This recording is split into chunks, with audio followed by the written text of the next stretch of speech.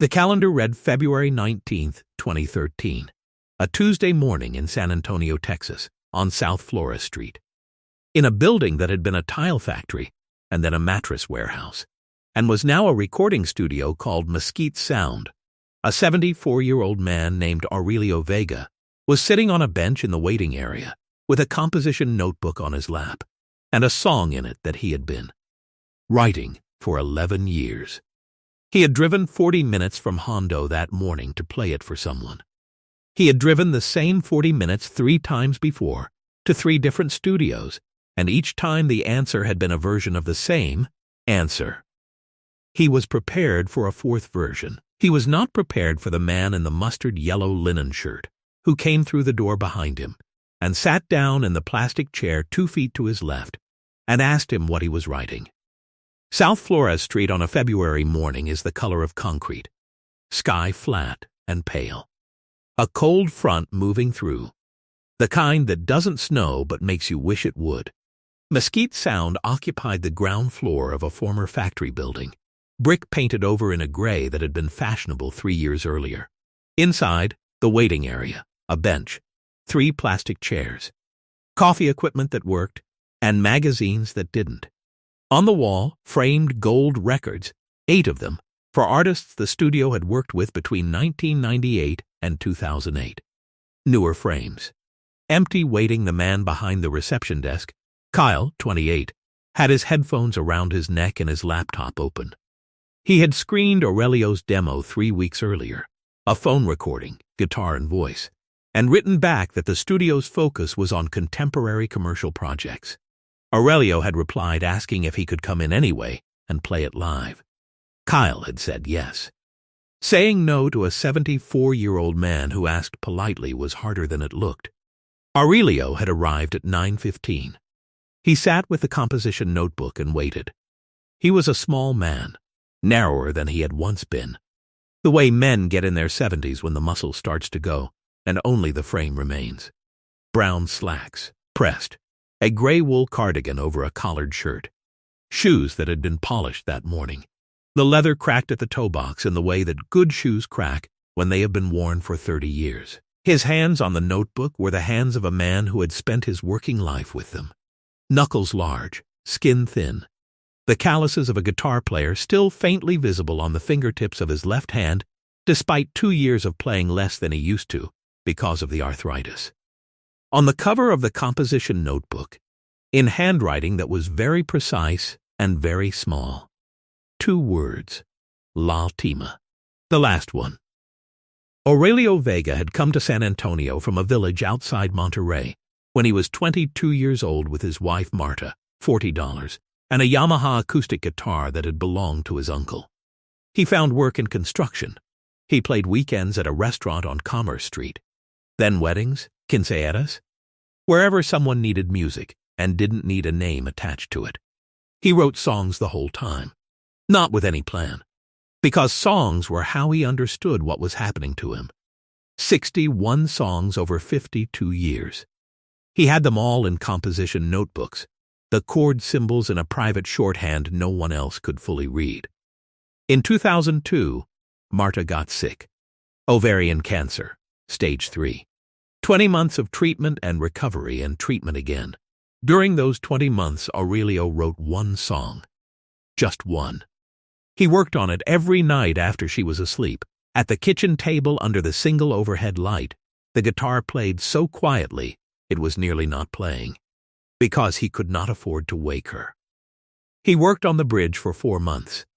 He changed the final verse 3 times. He finished it the week before she died. He never played it for anyone. Marta died in March 2003. Aurelio kept the guitar. He kept the notebooks. He kept the house on Durango Street in Hondo where they had lived for 38 years, the one with a bougainvillea on the fence she had planted in 1979, and that came back every spring regardless of what the winter had done to it. For 2 years he did not play. Then he started again. Slowly, the way you start things again when you are not sure you deserve to. Sundays on the back porch. Old songs first, then his own.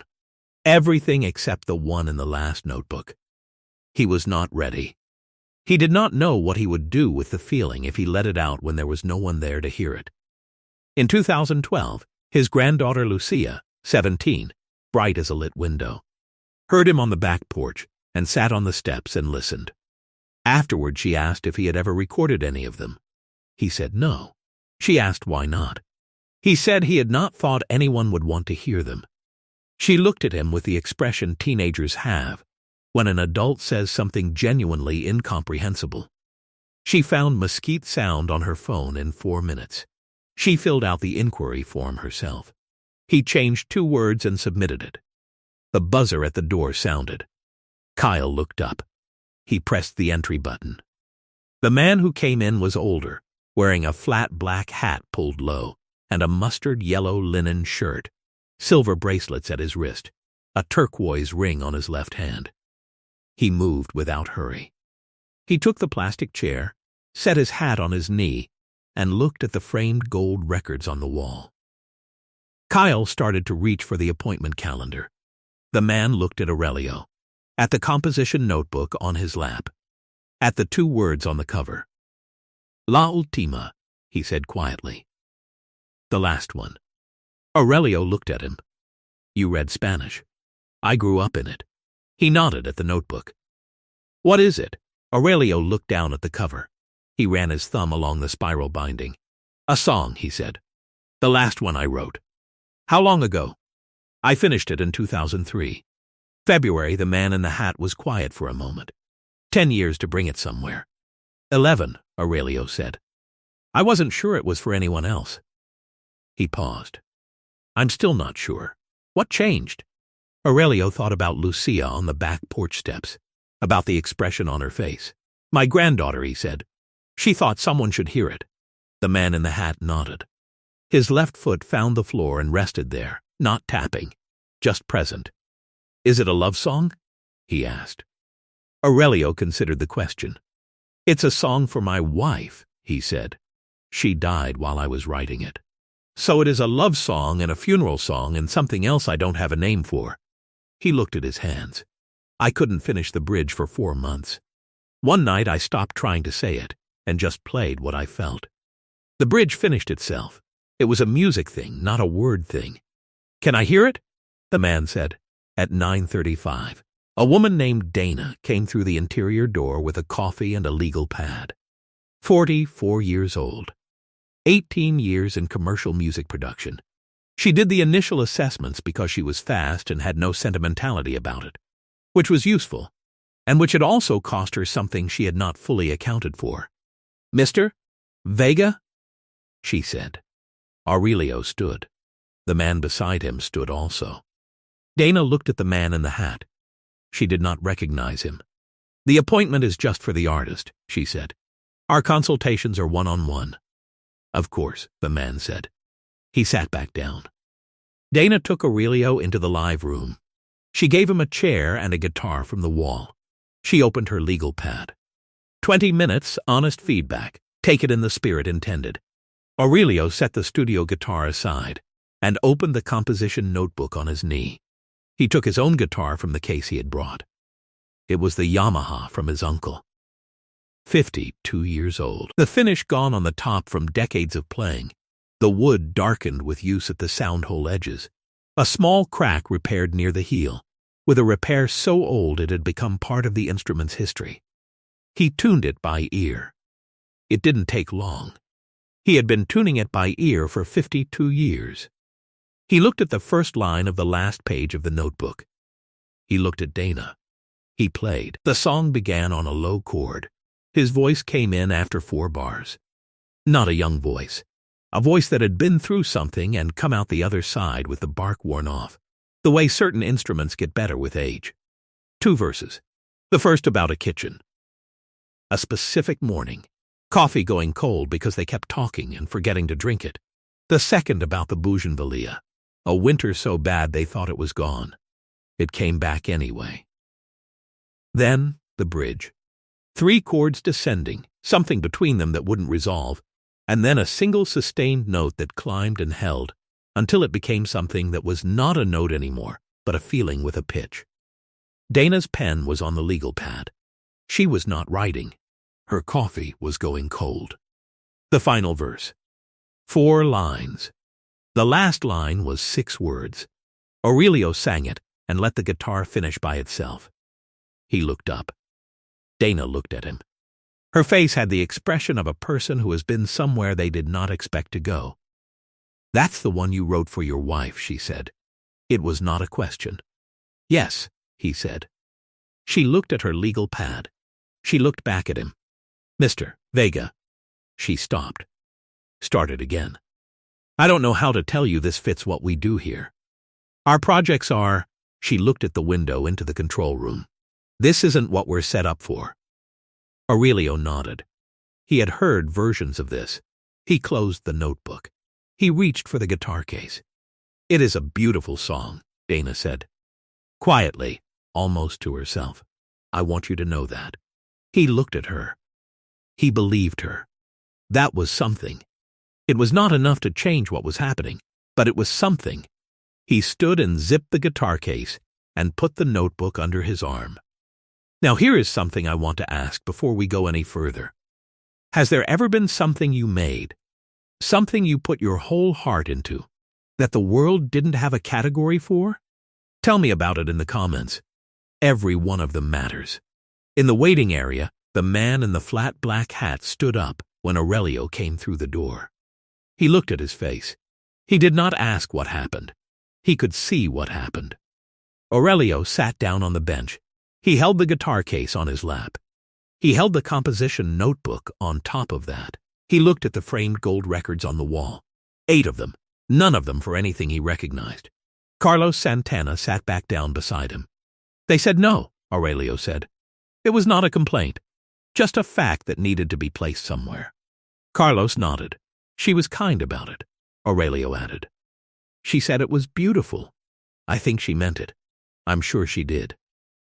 Aurelio looked at the notebook. He turned it over in his hands. 11 years I waited to bring it somewhere. I think I knew it wasn't the kind of thing anyone was looking for. He was quiet. "I didn't come for the studio's sake. I came because my granddaughter thought someone should hear it. And someone did. I suppose that's what I came for." Carlos looked at him. "I'd like to hear it," he said. Aurelio looked at him. "Is there somewhere in this building we can go?" Carlos asked. He looked at Kyle behind the reception desk. Somewhere with room for a guitar. Kyle stared at him. He had been staring at the man in the hat for the last 4 minutes, since something had resolved in his memory and placed the face. He pointed at the door to his left. "Studio B," he said. His voice came out strange. "It's open." Yes, it's open." Carlos stood and gestured toward the door. He looked at Aurelio. Aurelio picked up his guitar case and his notebook and followed. Studio B was small. A live room barely large enough for 4 people. A control room behind glass. Kyle had the lights on in both rooms before they got there. He stood in the control room doorway, and then seemed to realize he was hovering and went back to his desk. He left the recording system running. He told himself he was doing it as standard practice. He was not doing it as standard practice. Aurelio took the chair. Carlos took the chair beside him. He had not asked for an instrument. He sat with his hands on his knees and his hat on his head and his feet on the floor. "Play it from the beginning," he said. Aurelio opened the notebook. He looked at the first line. He put his hand on the guitar. He played it. He played it the way he had played it for Dana, except that he had not played it for Dana the way he was playing it now. Now he was playing it in a room with one person who had asked to hear it. Not as an audition, not as a pitch, not as a demonstration of commercial potential, but as the thing it was, the 11-year accumulation of everything he had not been able to say any other way. The bridge that had finished itself at the kitchen table in the dark after Marta was asleep. The final verse with its 6 last words that he had not been able to change because they were exactly right, and because they were what he would have said to her if he had known how to say it before she was gone. The bridge climbed. Carlos's eyes closed. The sustained note held. The room held with it. Then the final verse. The 6 words. The guitar finished itself. Carlos sat for a long time without speaking. His left foot pressed flat against the floor. His hands were still on his knees. "What was her name?" he said finally. "Marta," Aurelio said. Carlos nodded. He looked at the floor. "The bridge," he said. "The chord that doesn't resolve. You left it open on purpose." "It wasn't on purpose at first," Aurelio said. "But when I heard it, I knew I couldn't close it. Because it's not closed. That's the honest thing." Carlos looked at him. That's the hardest thing to leave in a song. Most people close it. They think the listener needs resolution. He shook his head. The listener needs the truth. He reached into his shirt pocket. He took out a business card and wrote on the back of it. He held it out to Aurelio. "That's my producer," he said. "Not my label, my producer. The man I work with when I want something done the right way. Tell him I said to hear this song before he says a word. Tell him I said the bridge is not a problem. Tell him I said the bridge is the point." Aurelio looked at the card. He looked at the name on the front of it. He had not yet fully registered who was sitting beside him, not completely. Not with the part of him that would have been unable to sit still if he had. He looked at the card for a long time. He looked up. Carlos held out his hand. "Your granddaughter was right," he said. "Someone needed to hear it." They shook hands. Carlos reached into his shirt pocket a second time and produced the old pick, the edges worn smooth to the point where you could no longer tell it had ever had edges, and set it on the music stand beside Aurelio's chair. "Woodstock, 1969, he said. "I played with that pick the night I understood what I was for. What music was for." He looked at the composition notebook. 11 years is a long time to carry a song. You should carry something lighter now. He stood. He settled his hat. He tilted it once. He walked out of Studio B and through the waiting area and out the front door into the February cold. Kyle sat at his desk for a full minute without moving. Then he looked at the recording system. It was still running. The recording Kyle made that morning in Studio B was never released commercially. It didn't need to be. 3 weeks later, Aurelio sat across from Carlos's producer in Los Angeles and played L'Ultima from the beginning, while the man sat with his eyes closed and did not write anything on his legal pad. When it was over, the producer said, without opening his eyes, Carlos said the bridge is the point. He was right. They recorded it properly over 2 sessions in March 2013. Aurelio played his uncle's Yamaha, one other musician, a cellist, for the bridge only. Nothing else. No arrangement over it. The song was not altered. It was only made audible. It found its audience the way certain things find their audiences. Slowly, sideways, through the people who needed it most. A grief counselor in Tucson used it with patience. A radio host in San Antonio played it on a Sunday morning show and received more responses than anything he had aired in 4 years. Aurelio's granddaughter Lucia heard it streaming from a coffee shop in Austin, a year and a half after it was released. She called her grandfather from the sidewalk, standing in the cold. He was on the back porch with the guitar. The bougainvillea had come back again. "Lucia," he said. "I know, I can hear it too." He did not mean the coffee shop. He put the phone in his pocket and played 3 chords in the afternoon light, slow, the way you play something when you are not trying to prove anything, when the playing is just the way you breathe. The last chord he played didn't resolve either. He let it go. Some songs are not for the market. Some songs are for the person who can't sleep, and the kitchen table and the lamp that is the only light in the house. Those are the ones that last. Not because they are marketed. Because they are true. On this channel, we make videos to carry what lives inside Carlos Santana's heart to the next generation. If this story moved you, subscribe and turn on notifications so you don't miss the next one. Let's close with something Carlos Santana once said. Music is what feelings sound like. When you find the right notes for what you cannot say in words, you give people permission to feel what they have been carrying alone. That is the whole job. That is all of it.